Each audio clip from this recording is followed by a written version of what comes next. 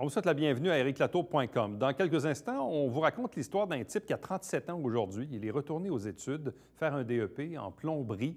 Une belle histoire de vie et tout ça via les services du Carrefour Jeunesse Emploi de Saint-Jean-Iberville. On en parle dans quelques instants. Mais d'abord, parlons du suicide, mais parlons de l'après-suicide pour des parents qui ont vu leur enfant malheureusement nous quitter et qui, depuis 5 ans maintenant, tiennent un tournoi de golf pour amasser des sous pour l'Éclusier du Richelieu, qui est un organisme qui œuvre en santé mentale.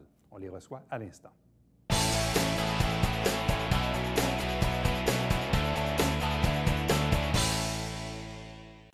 C'est déjà le moment de vous parler de la 5e édition du tournoi de golf au profit de l'Éclusier du Richelieu, un événement qui va se tenir le samedi 25 août, ici même au Club de golf de Saint-Jean, en mémoire de Gabriel Hébert. Avec nous, ses parents, je vous les présente à nouveau parce qu'on les avait reçus il y a 2-3 ans à peine, donc la mère de Gabriel, Lucie Robillard, bonsoir à vous. Bonsoir. Accompagnée de Daniel Hébert, le père de Gabriel. Bonsoir et bienvenue. Bonsoir. Bon, sans retomber évidemment dans les grands détails, fait quand même une histoire courte pour les gens qui ne le sauraient pas. Donc, Gabriel, votre fils, s'est enlevé la vie à l'âge de 29 ans dans les mois qui ont suivi les inondations de 2011. Exactement. Les difficultés, etc., etc. Évidemment, vous, après ça, bon, vous avez encaissé le choc, mais vous avez voulu garder quelque chose à la mémoire de Gabriel et aussi aider l'Éclusier du Richelieu, qui est un organisme qui œuvre en santé mentale. Là, on est maintenant déjà à la 5e édition du tournoi. Je vous repose probablement la même question que je vous ai posée il y a 2-3 ans. En quoi c'est important pour vous de maintenir ce tournoi de golf au profit de l'Éclusier? Parce qu'il y a toujours des gens en difficulté. Il y aura toujours des parents, il y aura toujours... la santé mentale, on la découvre de plus en plus, mais c'est encore tabou, c'est encore méconnu. Les gens ne connaissent pas les portes. Malgré le fait qu'on en soit à notre 5e tournoi, on rencontre encore plein de parents qui nous disent bien, si on avait su, on serait allé cogner. Donc, Éclusier n'est pas encore sur la map dans notre région, à grandeur. Donc, pour nous, l'importance reste toujours la même base pour nous, c'est qu'on puisse aider une famille dans l'année. Et possiblement qu'on en aide plus qu'une, mais qu'il y ait une famille qui vit des moments difficiles, puisse aller cogner à quelque part puis être reçue, accompagnée pour aider ses proches qui sont malades au niveau mental. Bon, pourquoi avoir fait le choix de l'Éclusier du Richelieu? C'est que ça reste dans notre région. Tous les sous qu'on recueille, c'est surtout des gens de la région qui viennent nous aider, qui viennent vraiment profiter de cette belle journée-là. Mais l'argent reste dans notre région. Comme j'ai déjà dit par le passé, j'ai rien contre le Centre de prévention du suicide, au contraire. C'est un besoin, on en a besoin. Sauf que cet argent-là s'en va partout dans le Québec. Ça ne reste pas uniquement à Saint-Jean. Et comme les inondations ont eu lieu dans notre région, mais on fait en sorte que les gens puissent en bénéficier. Puis il y a juste une chose aussi que je voulais mettre au clair aussi, c'est que le tournoi a débuté avec l'idée de mon beau-frère, André Lanoux. C'est lui qui a eu vraiment l'idée, avec ma sœur Marie Hébert. Moi, j'aurais jamais pensé à ça. C'est lui qui nous a approchés, puis qui nous a offert de faire justement ces éditions de golf-là. Puis c'est là qu'on a choisi après ça, après l'organisme l'Éclusier, qui pour moi, parce qu'on en a eu besoin de l'Éclusier à un moment donné, tout comme Martin McGuire, qui est notre animateur, en a eu besoin lui aussi. C'était pas assez, je connaissais pas ça, l'Éclusier. Et puis encore, comme Lucie vient de dire, il y a beaucoup de gens qu'on rencontre, nous disent, on ne connaît pas l'Éclusier, on ne sait pas où ce que c'est. Parce que l'Éclusier va aider les personnes en détresse, mais va aider aussi et surtout l'entourage des personnes. Oui, c'est ça probablement qui est souvent dans un cas de détresse en santé mentale, souvent un sentiment d'impuissance. Ouais. Et là, on se dit, bon, qu'est-ce que moi je peux faire pour aider telle ou telle personne? C'est ça. Et là, l'Éclusier peut rentrer en ligne de compte. Oui, parce que comme parent, on peut donner beaucoup d'amour, on peut donner beaucoup d'écoute, on peut donner beaucoup d'attention, mais on reste avec notre émotivité de parent. On n'est pas détaché, on n'est pas... Et pour être capable de sensibiliser ces nouvelles cordes-là, quand on a à les mettre en jeu, on a besoin de l'aide extérieure. Parce qu'on à moins d'avoir des connaissances là, universitaires, là, qu'on a suivi des cours de psychologie, mais comme, Même encore là. Ouais. comme parent, c'est difficile d'intervenir auprès de l'enfant. Moi, je vais parler pour moi, autrement que par amour, par écoute. Donc, et même des fois, tu veux pas blesser, tu veux pas...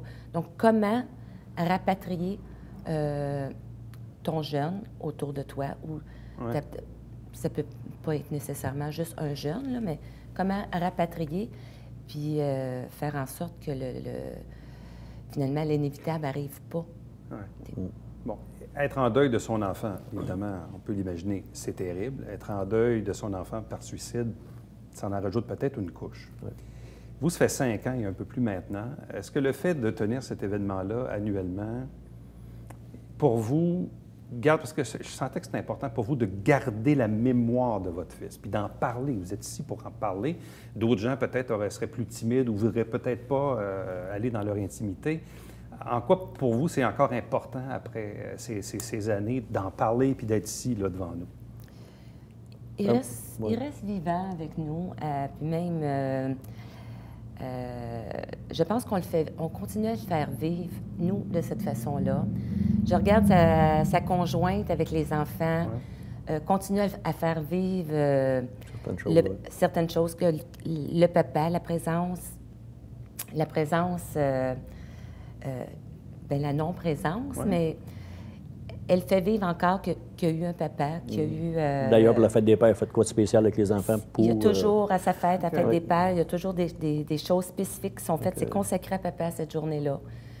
Donc, pour nous, de continuer, je pense que c'est sûr qu'avec les années, le deuil est moins fort, il s'amoindrit. Il reste toujours présent. Mais l'idée qui continue de jaillir, c'est vraiment l'entraide dans la communauté. Oui, c'est de voir que le monde se tienne. Ils ont besoin de ça, vraiment. Là, Donc, que l'événement porte son nom, qu'il soit en sa mémoire, qu'il réussisse, dans le fond, à recueillir des sous pour aider d'autres personnes qui vivent de la détresse ou des gens qui les accompagnent. Donc, pour vous, c'est un peu ça, faire vivre la mémoire de votre fils. Effectivement, oui. Exact. Le tournoi de golf, 5e année. Les 3 premières, vous avez fait ça à Venise, en Québec, mais les gens allaient souper au Mille Roches à Iberville. Exactement. Là, pour cette année, en fait, depuis l'an passé, vous êtes maintenant à Saint-Jean, ici, au club de golf dans le quartier Saint-Eugène. Et là, les gens peuvent jouer et manger sur place. Cette année, oui. Je présume qu'au niveau logistique, ça doit être un peu plus facile. C'est pas mal plus facile, là. Le matin, le déjeuner est là. Après ça, ça joue au golf. La soirée aussi se passe là. On n'a plus besoin de partir et de s'en aller chez nous ou quoi que ce soit. Même le club de golf, les joueurs de golf peuvent prendre le douche sur place. Ils ont des belles équipements là, pour prendre les douches. Fait que, non. Puis la soirée va être superbe aussi. Cette année, on a la nouvelle... c'est encore le blues qui va mener, là, encore la soirée. C'est le Blues Code de luxe, c'est le BCDLX qui appelle. C'est des joueurs de la région qui vont faire la soirée, la musique, tout. Donc, vous avez un potentiel de 200 joueurs de golf. Oui. Et vous avez un potentiel pour le souper de 380 places au club de golf Saint-Jean. Exactement. Là, si vous vous fiez un peu aux dernières années, ça ressemblait à quoi, les résultats? L'année passée, on était presque à nos 200 joueurs. Donc, on était à 192, je crois. Proche, oui. Et puis, on était on a eu 298 soupers. OK, quand même. On était obligé de limiter On était obligé de limiter nos billets. Pour le nombre de places de la salle. On ne pouvait pas dépasser. Cette année, vous avez un petit peu plus d'espace, par contre. 380 places, oui. Donc, plus d'espace pour le souper, potentiel de 200 joueurs. Le coût du billet est à 140 par personne, ce qui inclut le brunch, le golf en formule shotgun, 4 trous chanceux et le souper-spectacle. Exactement. Et si une personne ne veut qu'aller au souper-spectacle, on est à 45 C'est bien ça. Oui. Et puis, on est à notre 5e édition. Là, je suis obligée d'en parler un petit peu avec réserve. Ça me fait un petit peu...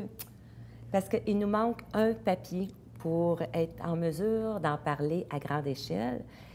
Mais on fait des gros efforts cette année pour qu'à notre 5e édition, on puisse choyer encore plus les gens qui vont nous encourager. Donc, on va avoir des beaux prix. On peut parler de 8 beaux prix d'une valeur de 500 et plus. Donc, on parle de 500 à 3 000 Fait qu'on parle de 8 beaux prix. Il restera juste à vous divulguer par la suite comment on va attribuer ces prix-là. Mais on les a, les prix, on les a en main. Il reste notre petit fameux permis à... Qui nous empêche d'imprimer nos billets parce que c'est quelque chose de bien qui s'en vient. Exact. Ouais. Bon. Et si tout fonctionne comme vous le souhaitez et basé sur les expériences des 4 autres éditions, bonhomme à l'an, vous pouvez remettre à peu près combien à l'éclusier? Bien, l'année passée, on visait, parce qu'à toutes les années, on faisait un challenge. Et puis, comme c'était le deuxième, on se disait, bien, on va essayer d'avoir 20 000, 25 000. On avait eu 24 000. Le troisième, on avait eu 34 000. 34 000 l'année passée. 38 000. Mais on visait 40. C'était le quatrième. Cette année, là, j'aimerais beaucoup ça. Si on pouvait vraiment défoncer là, à 50 000 au-dessus, là, ça serait merveilleux. Mais vous êtes dans cette fourchette-là. Là. On est dans cette fourchette-là. On a commencé notre année avec un brunch l'automne passé. Donc, un brunch qu'on a fait avec l'aide des Chevaliers de Colomb à Iberville. Donc, on a déjà un fonds de ramasser de 2 000 Fait qu'on est parti avec notre hiver, là, qu'on est allé chercher 2 000 avec le brunch. Puis, on réitère aussi le brunch cette année pour la prochaine édition. Donc, le 14 octobre, on va avoir notre brunch avec les Chevaliers de Colomb. Il y a nos fameux beaux prix qui s'en viennent, qui vont nous permettre d'aller chercher quelque chose. Et puis, on a, naturellement, mais on va voir les donateurs de la région. On va voir les donateurs qui nous permettent. On a des reçus d'impôts qui sont émis pour les individus. Donc, chaque individu qui fait un don peut venir chercher un reçu d'impôt. Donc, c'est avantageux pour lui. C'est bon pour nous, c'est bon pour lui aussi. Fait qu'on va aussi solliciter les commerçants parce que notre tournoi est basé sur gagnant-gagnant. Fait qu'on aime être gagnant, mais on aime aussi gâter nos gens. Mais que vous ayez 44, 47 ou 50 000, on s'entend que pour un organisme comme l'Éclusier, c'est énorme. Oui.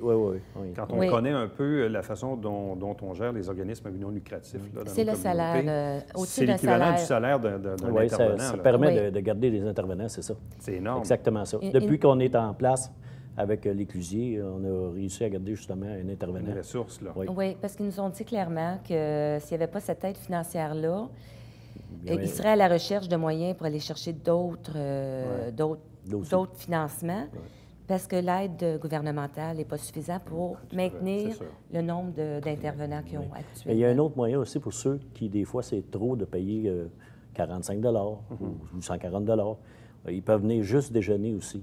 Ça, la porte est ouverte pour les déjeuners. Et puis, il y a l'autre façon aussi, soit d'acheter nos articles promotionnels.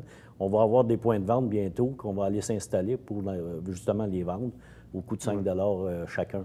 Alors, c'est toujours ça au moins que les gens peuvent faire. Souvent, quand on fait la semaine de sensibilisation pour le suicide en janvier, on dit souvent le suicide n'est pas une option. Et vous, votre message d'espoir, c'est de dire la vie a une solution. Exact. C'est ça votre message d'espoir. C'est qu'on l'a viré sur le côté positif. Ouais. La vie a une solution. À quelque part, il peut y avoir des tempêtes, il peut y avoir des... Mais la vie, parce que comme être humain, on a tous traversé des périodes plus creuses. La vie est ainsi faite. Ouais. La vie est ainsi faite. Mais malgré que je dise que Gabriel est parti d'une façon très pénible comme parent, dans cet épisode-là, on a grandi comme humain. Donc, quand on dit que la vie a des solutions, on n'aurait jamais dit ça la semaine suivante. Il n'y avait plus de solution, là. Notre fils, on ne l'avait plus. Mais la vie nous a amené des choses, que ce soit le tournoi de golf dont on parle, la manière de s'impliquer dans notre communauté à notre façon, ça amène des solutions. Ça amène des solutions pour plein de gens autour de nous. À vous deux, merci infiniment. Puis bonne chance pour la suite et bonne chance pour le tournoi. Puis on invite les gens, bien sûr, à y participer. Les informations sont à l'écran. Merci. On vous attend. Merci. Restez avec nous. Au retour, on vous parle de relève industrielle.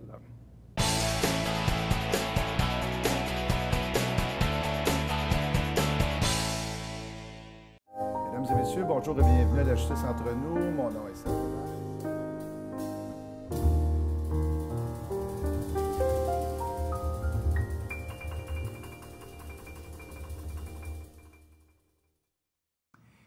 Salut, ici Alexandre Baudouin. Et François Trépanier et les sœurs Baudouin. Et voilà, François, belle émission cette semaine. Oui, on parle soccer avec Jed Amida et des Pirates Maçonnerie pour conseil avec François Lafrenière. Et comme mes filles, ben ça va bouger. Oh, Manquez pas ça.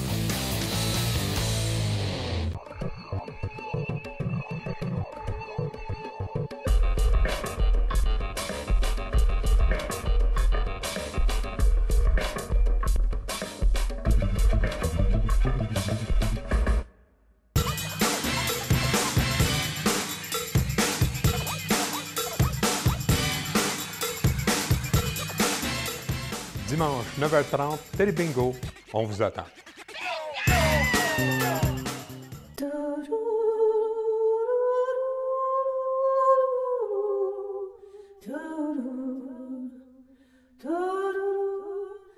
Coulisses Bêta, jeudi, 19h.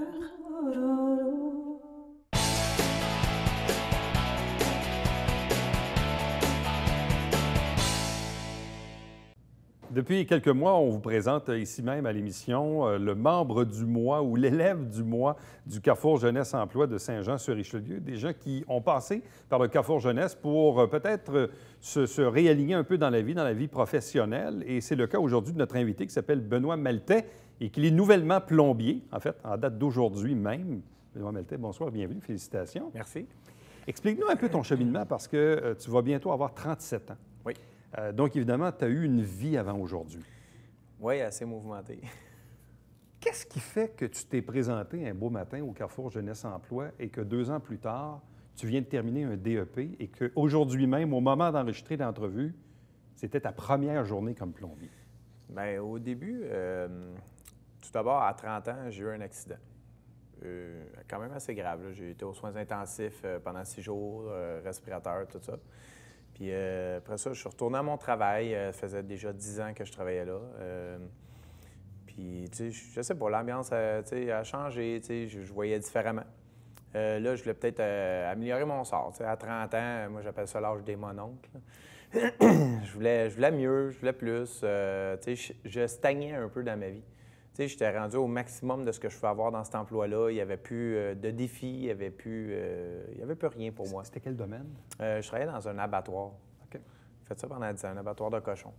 Puis c'est ça, je stagnais. Je formais les nouveaux employés. Ça faisait déjà 4 ans. J'avais atteint le maximum du salaire. Là, ma famille grandissait. Je voulais avoir plus. Là, je cherchais à aller chercher mon secondaire 5 parce que je ne l'avais pas. Puis aujourd'hui, sans secondaire 5, écoute, les portes, il n'y a pas grand porte d'ouvertes, puis sinon, c'est tout le jour dans l'industrie, là, on appelle ça les shops, là, à 13, 14, 15 piastres de l'heure. C'est correct, mais je veux plus. Ouais. Puis là, en jasant avec un ami, comme quoi que j'étais décidé à aller poursuivre mon 5, tout ça, il m'a parlé du Carrefour Jeunesse Emploi. Je n'avais jamais entendu parler, je ne savais pas c'était quoi. Puis lui, il disait, je m'en vais là après-midi, je m'en vais passer un genre d'entrevue pour participer au programme Opération Relève industrielle, qui donnait, dans le fond, le TENS, le test de niveau secondaire 5, l'équivalence, des cartes de chauffeur de lift, SIMDUT, après ça, ASP en construction, puis la dernière carte, c'était cadenassage. Ah, c'est intéressant, ça prend-tu quelque chose pour aller passer cette entrevue-là? Je dis non, tu te présentes, puis c'est là les inscriptions pour le programme. Fait, parfait, tu es allé me changer, on s'est présenté, j'ai été accepté. 5 mois intensifs environ, c'est de 9h à 4h le matin, de 9h le matin à 4h l'après-midi. Et là, durant ce temps-là, toi, tu étais sans emploi parce que tu avais terminé? Oui, dans le fond, je suis allé voir, c'est ça, j'étais tanné, je voulais vraiment autre chose. J'étais allé voir mon boss. Puis j'ai dit, bien, mon temps est fait ici. Il dit, j'aimerais ça partir, mais en bon terme. Ouais. Tu sais, comment je fais pour m'en aller d'ici?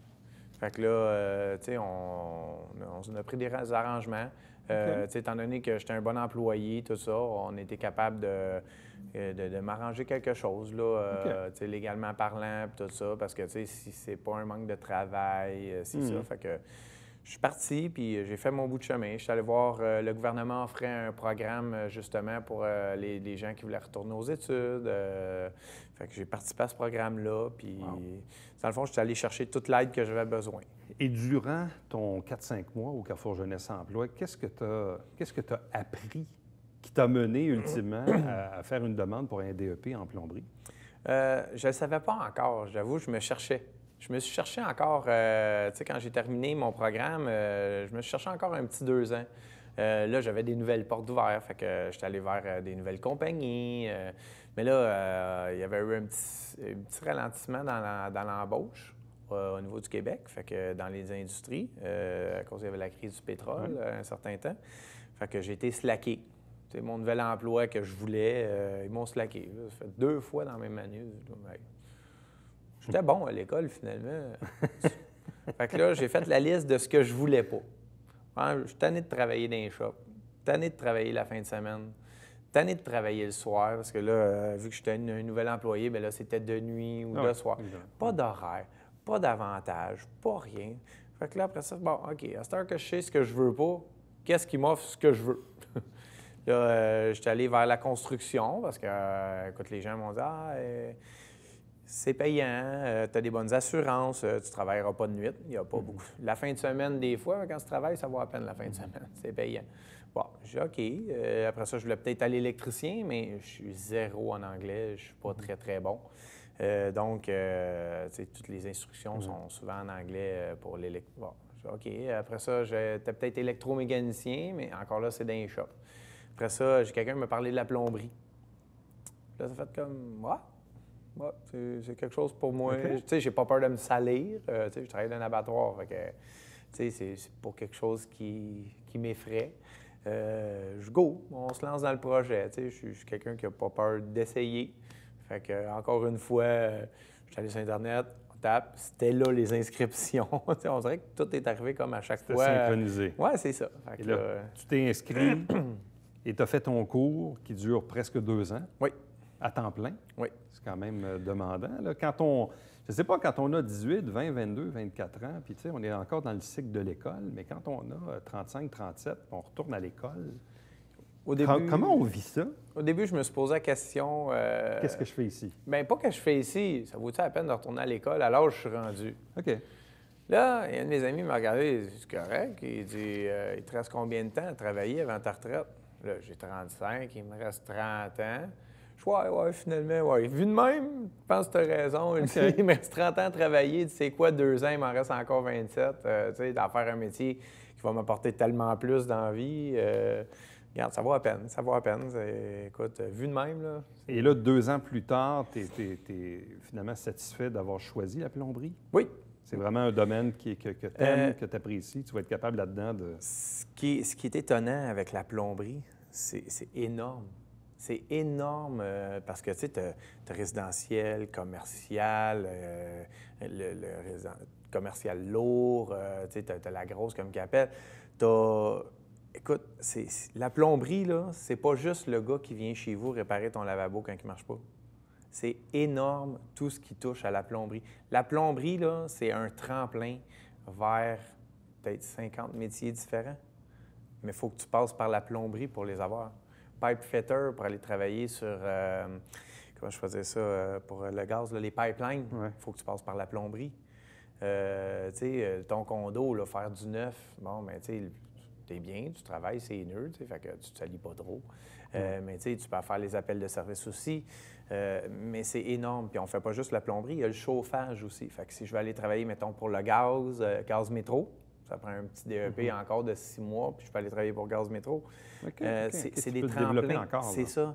Puis ça m'a donné des bases en électricité, en plomberie, en soudure. J'ai fait un cours de soudure aussi via la plomberie. C'est énorme. Je pensais pas que c'était aussi gros que ça. Fait que j'ai trouvé ma voie là-dedans parce qu'il y avait quelque chose de fait pour moi. C'est sûr qu'avec toutes les options que j'avais, de m'en aller par là, mais il fallait que je passe par la plomberie. Bien, j'avais juste à choisir après.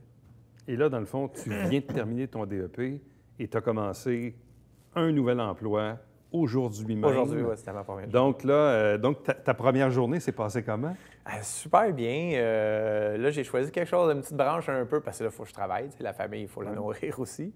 Je manquais un petit peu d'options par rapport à ça. Parce que là, comme, oui, je vais avoir 37 ans, le temps avance. Tu sais, des DEP encore d'un an, c'est limite pour moi. Fait qu'à un moment donné, il faut que je me contente. Mais je suis très heureux de me contenter de ça parce que finalement, j'aime ça. Fait que là, aujourd'hui, c'est ça, je faisais des condos. Puis c'était de la finition. Fait qu'on installe les derniers appareils, on va le finir. Tu sais, c'est intéressant, là. C'était le fun. Qu'est-ce que tu aurais à dire à, je dis un jeune, mais peut-être pas si jeune que ça, même quelqu'un dans tes âges qui actuellement, je sais pas, trouve qu'il n'y a peut-être plus de défis au niveau professionnel, ne sait pas trop ce qui s'en va, se questionne sur, comme tu dis, il en reste encore beaucoup d'années à travailler. Oui, quand on regarde en avant, on dit, ouais, il en reste encore pas mal. Qu'est-ce que tu dirais à ces gens-là sur l'utilité d'aller cogner à la porte du Carrefour Jeunesse Emploi? Il y a tellement de portes. Les programmes qu'ils offrent, le Carrefour Jeunesse Emploi, sont quand même assez complets. Puis c'est la première porte vers toutes les autres. Tu sais, c'est comme quelqu'un me dit, puis j'ai fait un petit bout de vie avec ça, c'est la plus petite de tes actions va être plus grande que la plus grande de tes intentions. Si tu restes là à réfléchir à ce que tu pourrais faire, il n'y a rien qui se passe. Mais juste le fait de pousser la porte du Carrefour Jeunesse Emploi ou même d'une autre place, juste pour poser des questions, c'est déjà plus que de rester chez vous puis d'y penser.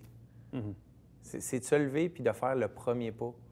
Tu sais, c'est comme ça qu'on apprend à marcher, c'est un pas devant l'autre. Mais c'est pareil pour la vie, c'est pareil pour les métiers, c'est pareil pour les défis, un pas devant l'autre.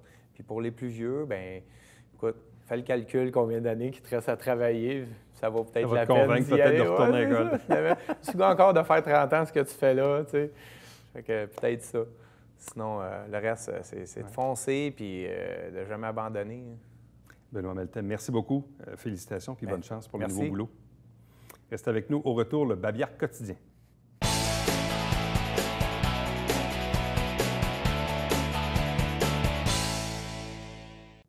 On va célébrer l'an prochain les 50 ans de l'école secondaire Jean-Jacques Bertrand à Farnham. Si parfois vous avez déjà fréquenté cette école, vous avez des commentaires, des suggestions, bien, il y a une adresse courriel à laquelle, bien sûr, vous pouvez vous renseigner et émettre vos commentaires. Nous, notre prochain rendez-vous, c'est pas compliqué, c'est demain. Bye-bye.